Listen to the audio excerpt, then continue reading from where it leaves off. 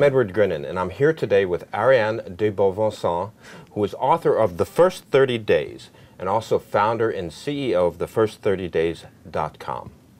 I'm actually also the chief change optimist, is what I'm affectionately called actually at work. It's all By about your staff? It is. It's all about optimism through change right now. I think it's the thing that people most need.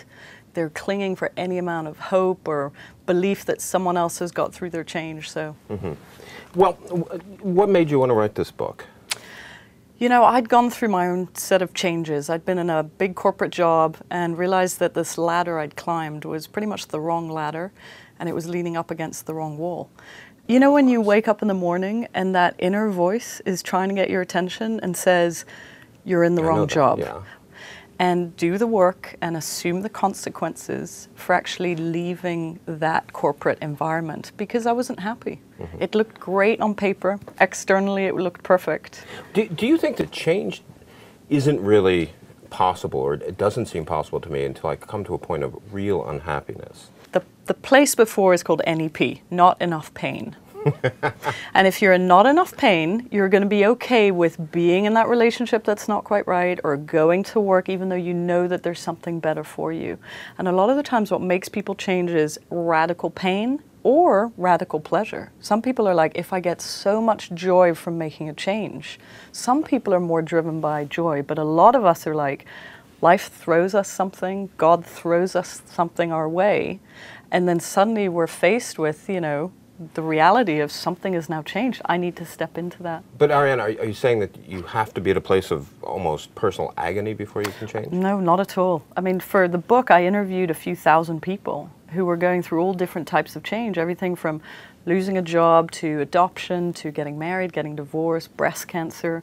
And people are very different the way they go through change. Some of them are, they go to a place of acceptance. Some of them go to a place of resistance. Some people initiate change. Some people would never initiate a change unless life throws it their way. That's interesting. You use the word acceptance, and it's obviously acceptance is one of the great, I think, challenges that most people have in life, whether it's accepting the loss of a loved one, or even accepting, you know, the limitations of your dreams. Is acceptance of a situation a sort of change? It is. It's one of the principles in the book. The book details 9 principles of change that came up pretty much from all the interviews that I made, that people who are good at change, what I call change optimists, what they do, what they believe, what they follow.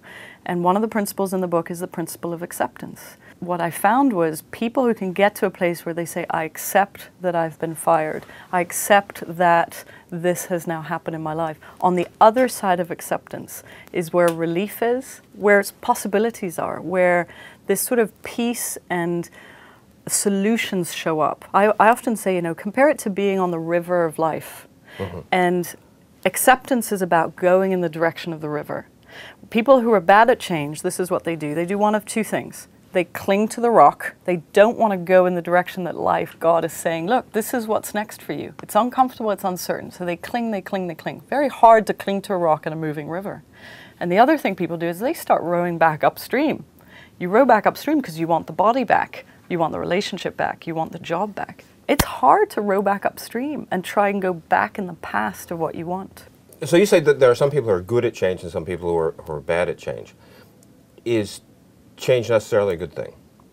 Is all change good? I mean, I can think of decisions I've made, really boneheaded decisions I've made in my life about, you know, I'm going to change this about myself, I'm going to strike off in a new direction, and I was completely wrong, and I paid the consequences.